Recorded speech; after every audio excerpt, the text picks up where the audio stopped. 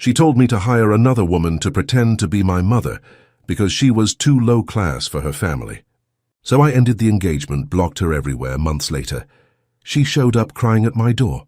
When my girlfriend told me to hire another woman to pretend to be my mother because my real mum was too low class for her family, I laughed. Not out of humor, but disbelief. In that single moment, I realized something inside us had cracked beyond repair. She didn't yell, didn't insult me. She said it so gently, like she was suggesting a different color for the tablecloth. "Jake, I just want the dinner to go smoothly.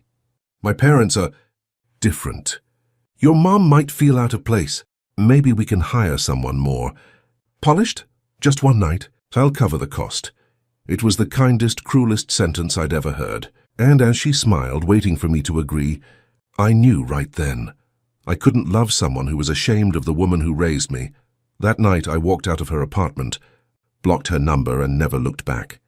Because no matter how much I'd loved her, no relationship was worth hiding the person who gave me everything. A year later, life had changed completely, and the same woman who once told me my mother wasn't good enough was now standing at my door, crying, begging me to save her family. I grew up in a small, working-class town in Texas, the kind of place where everyone knows your last name and hard work isn't a virtue. It's survival. My mom raised me alone after my dad passed when I was 10. She worked 2 jobs, cleaning offices during the day, waitressing at night, just so I could stay in school and dream a little bigger than the town we were in. We never had much, but she gave me something worth more than money: pride. Not the loud kind, but the quiet kind, the kind that comes from earning every little thing with your own hands. When I finally got a scholarship and moved to New York for work, she cried harder than I'd ever seen. Not because she was sad, but because for the first time her son was going to live the life she never could. That's where I met Olivia. She was everything I wasn't: elegant, confident, and born into comfort. Her parents owned a successful investment firm, and she carried herself with that effortless grace people have when they've never worried about rent or bills. At first, none of that mattered. She was kind, curious, and genuinely interested in my world. She said she loved that I came from somewhere real. And when she met my mom over a quick video call, she said, "She's so warm." "You're lucky, Jake." For a while, I thought she meant it.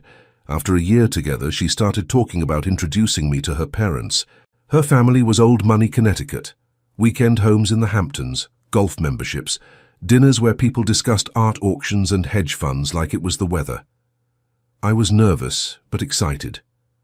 I told her my mom was planning to visit New York that same weekend. It felt like fate, the perfect time for her to meet the woman who raised me. But when I said that, Olivia froze. She gave this polite, uneasy smile and said, "Oh, that might be a bit much for my parents. They can be traditional. Maybe your mom should just rest at the hotel. It's a long trip anyway." I frowned. "What do you mean?"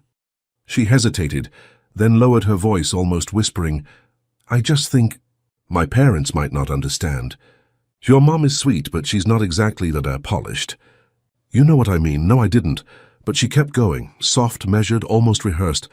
"Jake, please don't take this the wrong way. I just want the dinner to go smoothly. Maybe, if it means a lot to you, you could hire someone, an older woman, more put together, who could pretend to be your mom for one night. I'll pay for it." She said it like it was nothing, like it was a solution, not an insult. And for a few seconds I just sat there, trying to process how the woman who once called my mom inspiring could reduce her to an inconvenience. I asked quietly, "Do you even hear yourself right now?" She sighed. "Jake, I'm trying to protect both of us. I don't want you to be embarrassed." That was the moment something broke in me. I didn't argue. I didn't yell. I just stood up, grabbed my jacket, and left. The next morning I sent one last text. "You'll never have to worry about being embarrassed by my mom again, because you'll never see either of us." Then I blocked her number, deleted every photo, and threw myself into work. The first few months after leaving Olivia were rough. You don't just walk away from someone you loved and feel fine the next day. I missed her. The late-night talks, the quiet mornings, the illusion that we were equals. But every time I thought about calling her, I remembered her words. "Hire someone to pretend to be your mother," and that killed any nostalgia instantly, so I buried myself in work. I joined a financial analytics firm that was growing fast. I was just a junior analyst back then, but I had one advantage: I knew how to grind, because for people like me, effort wasn't optional. It was survival. While others clocked out at 5, I stayed until midnight. While they complained about workload, I took extra reports. I wasn't chasing a promotion. I was chasing peace. Within a year, my hard work paid off. I was promoted to senior analyst, managing a small team of new hires, and assisting our audit integration manager on acquisitions. The hours were brutal, but I didn't mind. Hard work was something I understood. About a year after the breakup, everything changed. Our firm announced a huge new project, auditing several struggling investment companies before acquisition. It was the kind of assignment that could make or break careers. I wasn't leading it, but I was assigned my own set of client portfolios to review. It was late one evening when I opened a new client file, Morgan Capital Group. I scrolled through the company overview, half-focused, until I reached the executive board. And then I froze. Chairman Richard Morgan. Managing Director Emma Morgan, Olivia's parents. For a moment I just stared at the screen, my mind blank. Life really does have a dark sense of humor.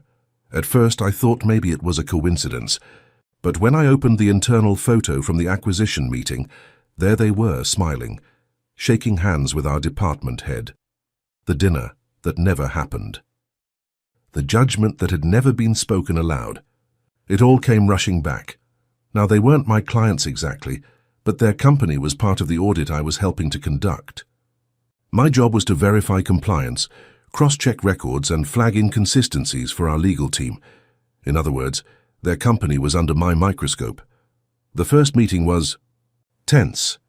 Richard Morgan was in his late 50s, silver hair perfectly combed, handshake firm but cold. His wife, Emma, had that same air of effortless superiority I'd seen in Olivia, polite, smiling, but distant. They didn't recognize me, or maybe they pretended not to. I didn't bring up their daughter. They didn't mention her either. We went through the numbers, budgets, and pending reports. I stayed professional, detached. But as the weeks passed, it became obvious something was off. Their ledgers didn't line up. Invoices were misplaced. Expense accounts were inflated. At first, I gave them the benefit of the doubt. Mergers can be messy. But then our internal system flagged multiple irregularities. Personal expenses marked as corporate, fake invoices, missing documentation. The deeper I dug, the worse it got. By the end of the month, I had a 50-page report sitting on my desk, outlining over 1.2 million in suspicious activity. And every single document carried the same 2 signatures, Richard and Emma Morgan. I remember sitting in my office late that night, staring at those names. If I signed the report and sent it forward, compliance would take over. There'd be hearings, maybe even criminal charges. If I didn't, no one would ever know. For a long moment, I just sat there, thinking about Olivia. About that night she'd told me my mom wasn't good enough, and about how her parents had probably raised her to think that way. Then I thought of my own mom, exhausted after another double shift, still smiling when I called, still proud of me no matter what title I held. I picked up my pen, and I signed the report. It was almost midnight when the doorbell rang. I wasn't expecting anyone. The street outside was quiet, just rain and the hum of distant traffic. When I opened the door, I froze. Olivia was standing there. Soaked, shaking, mascara running down her cheeks. She looked nothing like the woman who once told me to hire someone to play my mother. For a second, I thought I was dreaming. Then she whispered, voice barely audible under the rain. "Jake, please, I didn't know where else to go. I didn't move." Didn't speak. Her clothes were drenched, hair clinging to her face, eyes swollen from crying. "My parents, they're under investigation. Everything's collapsing. Their lawyers said someone from your firm filed the report." She swallowed hard. "I know it was you." I stayed silent. The rain filled the space between us. "Please, Jake," she said, stepping closer. "You don't understand. They'll lose everything. The house, the company. My dad's health is failing. You have to help me. Just tell them it was a mistake. You have the power, right?" That word again, and power. The same one her family once thought I'd never have. I took a deep breath, leaning against the doorframe. "You want me to lie? For them? Just fix it," she begged, tears spilling. "You owe me nothing, but they're my parents. I can't watch them fall apart." Something inside me twisted, Not out of pity, but clarity. This was the full circle life had drawn for us.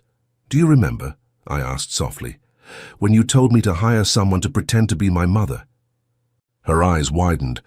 "Jake, you were ashamed of her because she worked a factory job. You thought she wasn't polished enough for your dinner table.